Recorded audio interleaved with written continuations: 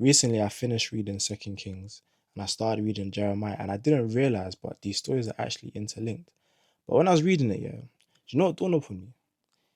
You know, even though God has grace, at a certain point, judgment will be passed on to you.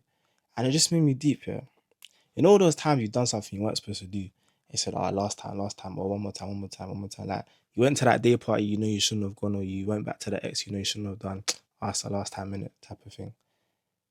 At a certain point, wherever whatever God's judgment will have to come upon you, because at a certain point now you're just being disrespectful, especially if you know you're not supposed to do something. And it's just like, damn.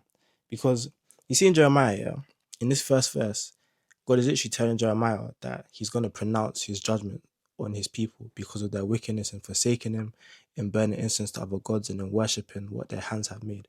Now, God gave them a lot of grace. Like they got given bare kings. I'm not gonna lie, their kings violated heavily. I think there was only two kings, Josiah and I think Hezekiah, that actually did good in the eyes of the Lord. The rest of them man were heathens. But it just makes you feel like God gave them man bare chances to repent, turn from their ways, everything. And they didn't do it. And then judgment came upon them. Even then, I'm thinking of the story of Sodom and Gomorrah. Just based off what I know, I haven't read the text in its entirety. But I know that judgment got cast upon them because they were doing bare mad stuff and none of them repented.